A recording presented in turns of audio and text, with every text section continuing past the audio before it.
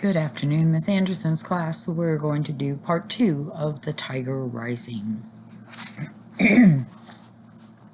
Chapter 8. His father read the note from the principal slowly, putting his big finger under the words as if they were bugs he was trying to keep still.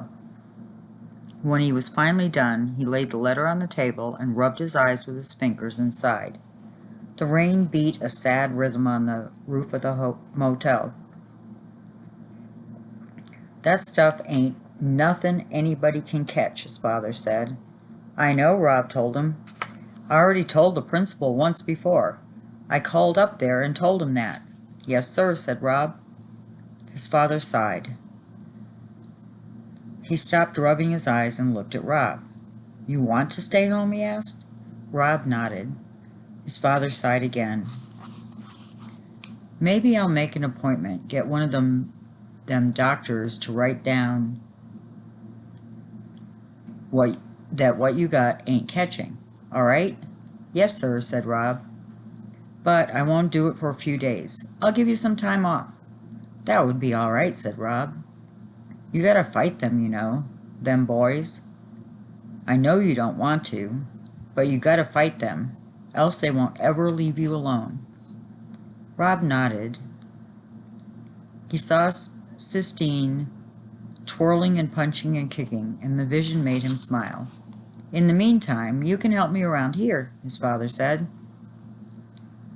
"Do some of the maintenance man work at the motel. Do some sweeping and cleaning for me. Buchamp's running me ragged. There ain't enough hours in the day to do everything that man wants done. Now go on and hand me that medicine." His father slathered and slapped the fishy-smelling ointment on Rob's legs, and Rob concentrated on holding still. "Do you think Buchamp is the richest man in the world?" he asked his father. "Nah," his father said. "He don't own but one itty-bitty motel now, and the woods. He just likes to pretend he's rich is all. Why?" "I was just wondering," said Rob. He was thinking about the tiger pacing back and forth in the cage. He was certain that the tiger belonged to Buchamp. And wouldn't you have to be the richest man in the world to own a tiger? Rob wanted desperately to go see the tiger again, but he was afraid that he had imagined the whole thing.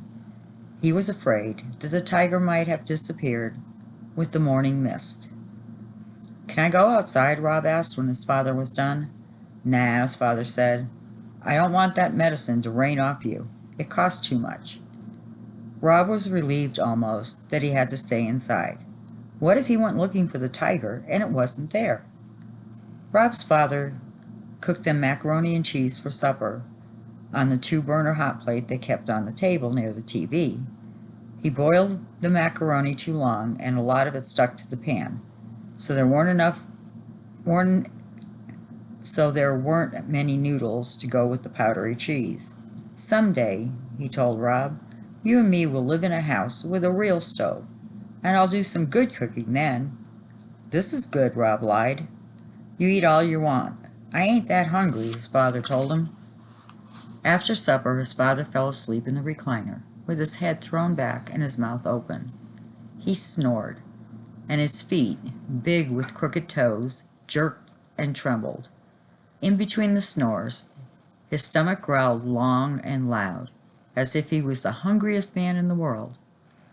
Jack sat on his bed and started to work on carving the tiger. He had a good piece of maple, and his knife was sharp, and in his mind he could see the tiger clearly. But something different came out of the wood. It wasn't a tiger at all. It was a person with a sharp nose and small eyes and skinny legs. It wasn't until he started working on the dress that Rob realized he was carving Sistine. He stopped for a minute and held the wood out in front of him and shook his head in wonder. It was just like his mother always said. You could never tell what would come out of wood. It did what it wanted, and you just followed. He stayed up late working on the carving, and when he finally fell asleep, he dreamed about the tiger. Only it wasn't in a cage. It was free and running through the woods, and there was something on its back. But Rob couldn't tell what it was. As the tiger got closer and closer, Rob saw that the thing was Sistine. In her pink party dress, she was riding the tiger. In his dream, Rob waved her over and she waved back at him, but she didn't stop. She and the tiger kept going, past Rob, deeper and deeper into the woods. Chapter 9. His father woke him up at 5:30 the next morning. "Come on, son," he said, shaking Rob's shoulder. "Come on, you're a working man now. You got to get up." He took his hand away and stood over Rob for a minute and then left. Rob heard the door to the motel room squeak open. He opened his eyes. The world was dark. The only light came from the falling Kentucky star. Rob turned over in bed and pulled back the curtain and looked out the window at the sign. It was like having his own personal shooting star. But he didn't ever make a wish on it. He was afraid that if he started wishing, he might not be able to stop. In his suitcase of non-thoughts, there were also non-wishes. He kept the lid closed on them, too. Rob leaned on his elbow and stared at the star and listened to the rain gently drumming his fingers on the roof. There was a warm glow kind of feeling in his stomach, a feeling that he wasn't used to. It took him a minute to name it. The tiger. The tiger was out there. He got out of bed, put on shorts and a t-shirt. "Still hot," his father said, as Rob stepped out the door, "and still raining." "Uh-huh," said Rob, rubbing his eyes. "Yes, sir. If it don't stop raining soon, the whole state ain't gonna be nothing but one big swamp." "The rain don't bother me," Rob muttered. On the day of his mother's funeral, it had been so sunshiny that it hurt his eyes. After the funeral, he and his father had to stand outside in the hot, bright light and shake everybody's hand. Some of the ladies hugged Rob, pulling him to them in jerky, desperate movements, smashing his head onto their pillowy chests. "If you don't look just like her," they told him, rocking him back and forth and holding on to him tight. Or they said, "You got your mama's hair, that cobwebby blonde," and they'd run their fingers through his hair and pat his head like he was a dog. And every time Rob's father extended his hand to somebody else, Rob saw the rubber place in his suit, where it had split when he had slapped Rob to stop him from crying, and to remind Rob again, "Do not cry, do not cry." That was what the sun made him think of, the funeral. So he didn't care if he never saw the sun again. He didn't care if the whole state did turn into a swamp. His father stood up and went back to the motel room and got himself a cup of coffee and brought it back outside. The steam rose off it and curled into the air. "Now that I'm a working man," Rob said shyly, "can I drink some coffee?" His father smiled at him. "Well," he said, "I guess that'd be all right." Rob went inside and poured himself a mug of coffee and brought it back outside to sit down next to his father, and sipped it slowly. It tasted hot and dark and bitter. He liked it. "All right," his father said after about 10 minutes. "It's time to get to work." He stood up. It wasn't even 6 o'clock. As they walked together alongside the back of the motel to the maintenance shed, his father started to whistle, "Mining for Gold." It was a sad song that he used to sing with Rob's mom. Her high, sweet voice had gone swooping over his dad's deep one, like a small bird flying over the solid world. His father must have remembered too, because he stopped halfway through the song, shook his head, and cursed softly under his breath. Rob let his father walk ahead of him. He slowed down and stared into the woods, wanting to see some small part of the tiger, a flick of the tail, or the glow from his eyes. But there was nothing to see except for rain and darkness. "Come on, son," his father said, his voice hard. Rob hurried up to catch up. Chapter 10. Rob was sweeping the laundry room when Willie Mae, the Kentucky Star housekeeper, came in and threw herself down on one of the metal chairs that were lined along against the cement brick wall. "You know what?" she said to Rob. "No, ma'am," said Rob. "I'll tell you what," said Willie Mae. She reached up and adjusted the butterfly clip in her thick black hair. "I'd rather be sweeping up after some pigs in a barn than cleaning up after the people in this place. Pigs at least give you some respect." Rob leaned on the broom and stared at Willie Mae. He liked looking at her. Her face was smooth and dark, like a beautiful piece of wood, and Rob liked to think that if he had been the one who carved Willie Mae, he would have made her just the way she was, with her long nose, high cheekbones, and slanted eyes. "What you staring at?" Willie Mae asked. Her eyes narrowed. "What you doing out of school?" Rob shrugged. "I don't know," he said. "What do you mean you don't know?" Rob shrugged again. "Don't be moving your shoulders up and down in front of me, acting like some skinny old bird trying to fly away. You want to end up cleaning motel rooms for a living?" Rob shook his head. "That's right. Ain't nobody wants this job. I'm the only fool Bucamp can pay to do it." "You got to stay in school," she said, "else you'll wind up like me." She shook her head and reached into the pocket of her dress, pulled out a single cigarette and 2 sticks of 8-ball licorice gum. She put one piece of gum in her mouth and handed the other to Rob, lit her cigarette, and leaned back in the chair and closed her eyes. "Now," she said, the scent of smoke and licorice slowly filled the laundry room. "Go on and tell me why you ain't in school." "On account of my legs being all broke," he said. Willie Mae opened her eyes and looked over the top of her glasses at Rob's legs. She said after a minute. "How long you had that?" "About 6 months," said Rob. "I can tell you how to cure that," said Willie Mae, pointing with her cigarette at his legs. "I can tell you right now. Don't need to go to no doctor." "Huh?" said Rob. He stopped chewing his gum and held his breath. What if Willie Mae healed him and then he had to go back to school?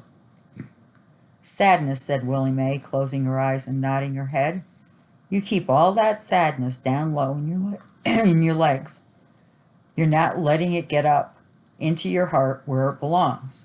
You got to let that sadness rise on up." "Oh," said Rob. He let his breath out. He was relieved. Willie Mae was wrong. She couldn't cure him. "The principal thinks it's contagious," he said. "Man ain't got no sense," Willie Mae said. "He's got lots of certificates," Rob offered. "They're all framed and hung up on his wall." "I bet he ain't got no certificate for sense, though," said Willie Mae darkly. She rose up out of her chair and stretched. "I gotta go clean some rooms," she said.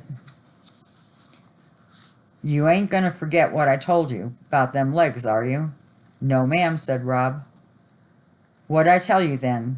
she said, towering over him. Willie Mae was tall, the tallest person Rob had ever seen. "To let the sadness rise," Rob said. He repeated the words as if they were part of a poem. He gave them a certain rhythm, the same way Willie Mae had when she had said them. "That's right," said Willie Mae. "You got to let the sadness rise on up." She left the room in a swirl of licorice and smoke. After she was gone, Rob wished that he had told her about the tiger. He felt a sudden desperate need to tell someone. Somebody who wouldn't doubt him. Somebody who was capable of believing in tigers. Chapter 11. That afternoon, Rob went out in front of the Kentucky Star, weeding between the cracks in the sidewalk, when the school bus rumbled up. "Hey," he heard Norton Threemonger yell. Rob didn't look up. He concentrated on the weeds. "Hey, disease boy," Norton shouted. "We know what you got. It's called leprosy." "Yeah," Billy shouted, "leprosy. All of your parts are gonna fall off." "They're gonna rot off," Norton yelled. "Yeah," Billy screamed. "That's what I meant. Rot. They're going to rot off." Rob stared at the sidewalk and imagined the tiger eating Norton and Billy, Threemonger, and then spitting out their bones. "Hey," Norton shouted, "here comes your girlfriend, disease boy."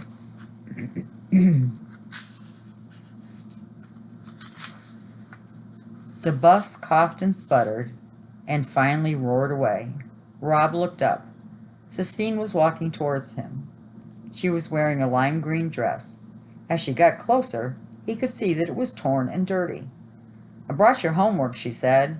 She held out a red notebook stuffed full of papers. The knuckles on her hands were bleeding. "Thank you," said Rob. He took the notebook. He was determined to say nothing else to her. He was determined to keep his words inside himself, where they belonged. Sistine stared past him at the motel. It was an ugly two-story building, squat and small, composed entirely of cement block. The doors of each room were painted a different color, pink or blue or green, and there was a chair painted in the same matching color sitting in front of each door. "Why is this place called the Kentucky Star?" Sistine asked. "Because," said Rob. It was the shortest answer he could think of. "Because why?" she asked. Rob sighed. "Because Bucamp, the man who owns it, had a horse once called Kentucky Star." "Well," said Sistine, "it's a stupid name for a hotel in Florida." Rob shrugged. It started to rain. Sistine stood in front of him and continued to stare. She looked at the motel, and then over at the blinking Kentucky Star sign, and then she looked back at him, as if it was all a math equation, and he was trying to make come out right in her head. The rain made her head stick to her scalp. It made her dress droopy. Rob looked at her small, pinched face and her bleeding knuckles and dark eyes, and he felt something inside of him open up. It was the same way he felt when he picked up a piece of wood and started working on it, not knowing what it would be, and then watching it turn into something he recognized. He took a breath. He opened his mouth and let the words fall off. "I know where there's a tiger." Sistine stood in the drizzling rain and stared at him, her eyes black and fierce. She didn't say, "A real one." She didn't say, "Are you okay?" She didn't say, "You're a big old liar." She said one word, "Where?" Rob knew then that he had picked the right person to tell. Chapter 12. "We got to walk through the woods," Rob said. He looked doubtfully at Sistine's bright dress and shiny black school shoes. "You can give me some of your clothes to wear," she told him. "I hate this dress anyway." So he took her to the motel room, and there Sistine stood and stared at the unmade beds and the tattered recliner. Her eyes moved over to his father's gun case and then went to the macaroni pan from the night before, still sitting on their hot plate. She took it all in the same way she had looked at the Kentucky Star sign and the motel and him, like she was trying to add it up in her head.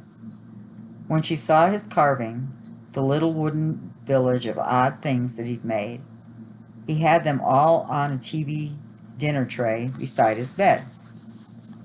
"Oh," she said. Her voice sounded different, lighter. Where did you get those?" She went and bent over the tray, studying the carvings. A blue jay, the pine tree, the Kentucky star sign, and the one he was particularly proud of, his father's right foot, life-size and accurate right down to the little toe. She picked them up one by one and then placed them back down carefully. "Where did you get them?" she asked. "I made 'em," said Rob.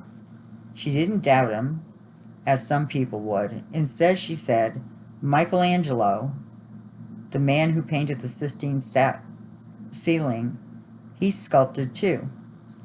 "You're a sculptor?" she said. "You're an artist?" "Nah," said Rob. He shook his head. He felt a hot wave of embarrassment and joy roll over him. It lit his rash on fire. He bent and rubbed his legs, trying to calm them. When he straightened back up, he saw that Sistine had picked up the carving of her. He had left it lying on his bed, intending to work on it again in the evening. He held his breath as he stared at the piece of wood. It looked so much like her, with her skinny legs and small eyes and defiant stance,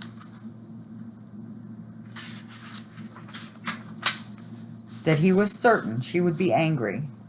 But once again, she surprised him. "Oh," she said, her voice full of wonder, "it's perfect. It's like looking at a little wooden mirror."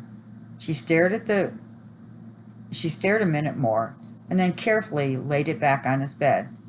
"Want to give me some clothes and we'll go see the tiger?" she said.